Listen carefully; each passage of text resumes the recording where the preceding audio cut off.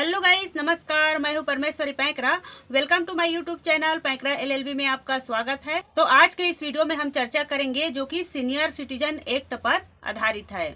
तो वीडियो शुरू करने से पहले हमारे चैनल को लाइक, शेयर और सब्सक्राइब जरूर करिएगा ताकि हम आप लोगों के लिए नई नई वीडियोस बनाते रहेंगे। अब हम टॉपिक पर आते हैं कि माता पिता या सीनियर सिटीजन अपनी दी हुई प्रॉपर्टी को अपने बच्चों से वापस लेना चाहते हैं। तो ऐसे में क्या दो कंडीशन का होना बहुत ही जरूरी है। तो सीनियर सिटीजन ध्यान रखें कि जब भी वो अपनी प्रॉपर्टी अपने बच्चों में डिवाइड करते हैं या बांटते हैं तो उसमें ये कंडीशन जरूर रखें।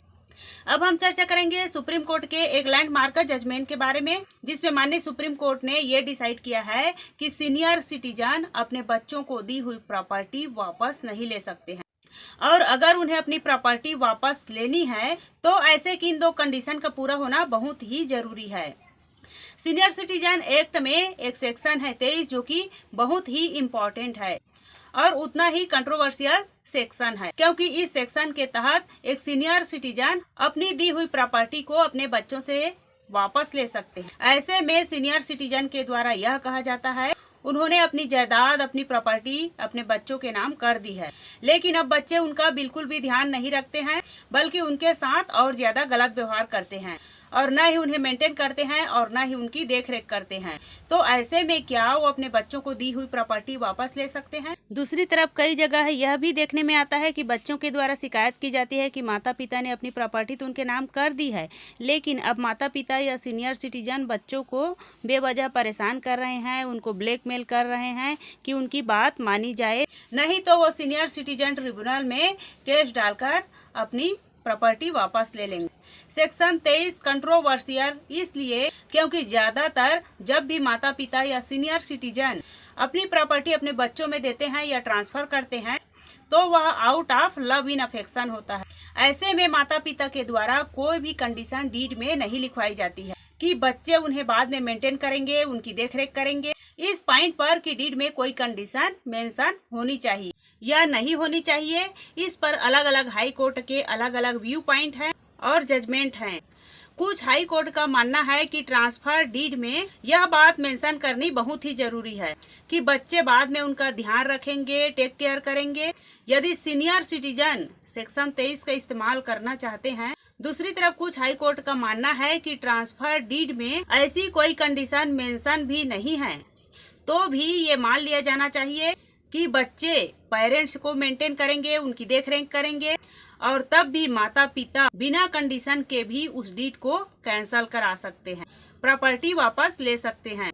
तो आज की इस वीडियो में एक ऐसे केस के बारे में चर्चा करेंगे जिसमें एक सीनियर सिटीजन अपनी प्रॉपर्टी को अपने बच्चों में बांट देते हैं, लेकिन उसके बाद सीनियर सिटीजन के द्वारा अपनी प्रॉपर्टी को वापस मांगा गया और ट्रांसफर डीड को कैंसिल करने की, खत्म करने की मांग की गई।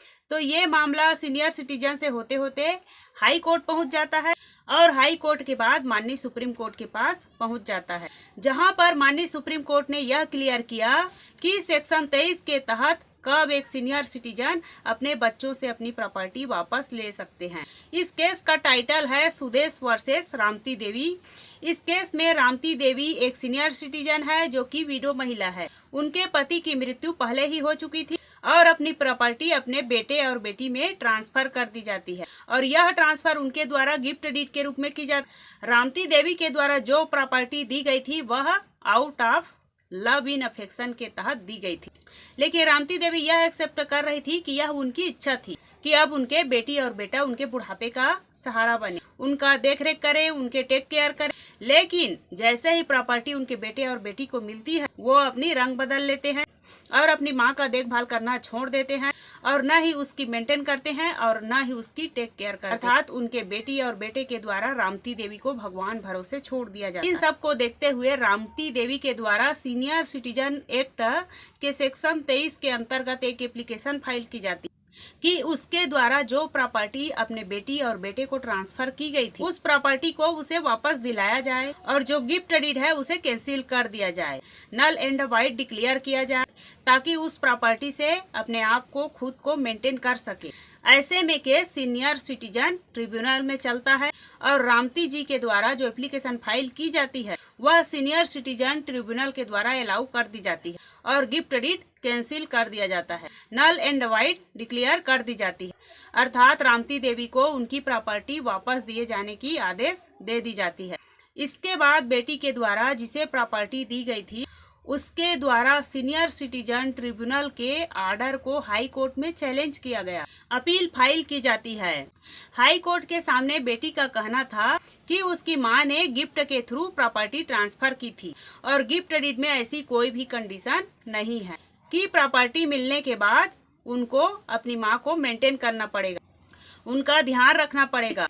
तो सीनियर सिटीजन एक्ट के सेक्शन 23 के तहत ना तो गिफ्ट डीड को कैंसिल किया जा सकता है, ना ही नल एंड वाइड डिक्लेयर किया जा सकता है और ना ही प्रॉपर्टी अपनी मां को वापस दी जानी चाहिए। हाई कोर्ट बेटी की बात से बिल्कुल भी सहमत नहीं था। ऐसे में बेटी की अपील को हाई कोर्ट के द्वारा खारिज कर दिया गया और सीनियर सिटीजन के ऑर्डर को सही करार दिया गया, अर्थात एक बार फिर से रामती देवी के हक में ऑर्डर हुआ और गिफ्ट को नल एंड वाइड डिक्लेयर किया गया।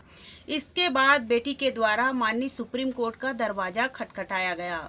इस केस में माननीय सुप्रीम कोर्ट ने सभी फैक्ट, सभी एविडेंस ध्यान से पढ़ते हैं और माननीय सुप्रीम कोर्ट ने सेक्शन 23 को डिटेल में डिस्कस किया गया।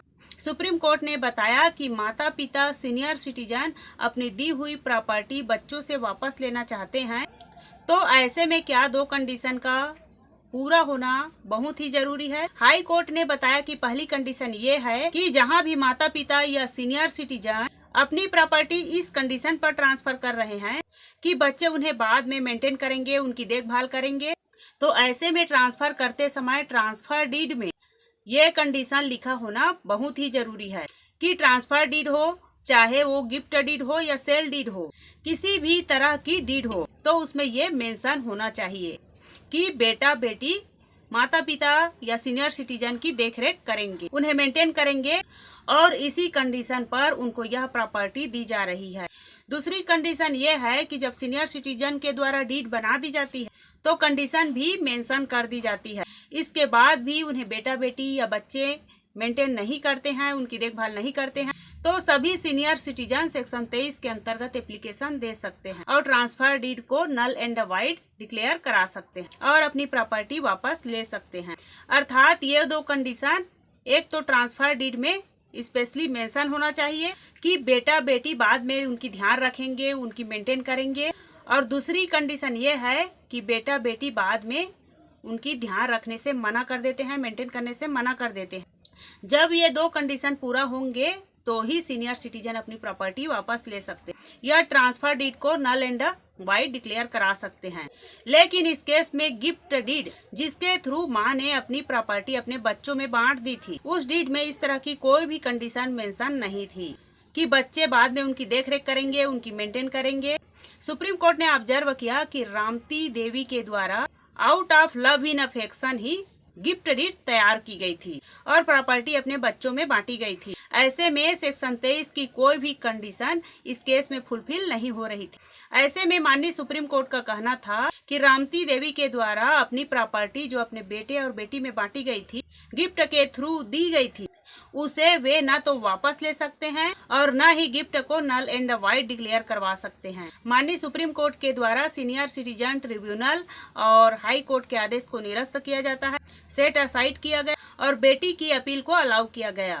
अर्थात रामती देवी को अब उनकी प्रॉपर्टी वापस नहीं मिलेगी, क्योंकि गिफ्ट डीड में किसी भी तरह की कोई भी कंडीशन नहीं लगाई गई कि बच्चे उन्हें बाद में मेंटेन करेंगे। तो माननीय सुप्रीम कोर्ट के लैंडमार्क जजमेंट न केवल सीनियर सिटीजन के लिए इम्पोर्टेंट है बल्कि बच्चों के लिए भी इम्पोर्टेंट है। सीनियर सिटीजन ये ध्यान रखें कि जब भी वो अपनी प्रॉपर्टी अपने बच्चों में बांटते हैं या डिवाइड करते हैं तो ये कंडीशन जरूर रखें कि बच्चे बाद में उनकी मेंटेन करेंगे, उनकी ध्यान रखेंगे, देखभाल करेंगे। और दूसरी तरफ बच्चों को भी पता होना चाहिए कि सीनियर सिटीजन किस कंडीशन में अपनी प्रॉपर्टी को वापस ले सकते हैं। और ये भी ध्यान रखें कि प्रॉपर्टी इस कंडीशन पर उसे दी जा रही है कि वो अपने माता पिता का मेंटेन करेंगे, तो उन्हें अपने माता पिता को मेंटेन करना ही पड़ेगा। तो हम इस वीडियो में सुप्रीम कोर्ट के लैंडमार्क जजमेंट के बारे में चर्चा की है, उसके बारे में मैं आप लोगों को बता दी हूँ। तो प्लीज मेरे वीडियो पसंद आए तो लाइक, शेयर और सब्सक्राइब जरूर करिएगा, ताकि मैं आप लोगों के लिए नई नई वीडियोस लाते रहूंगी। नमस्कार।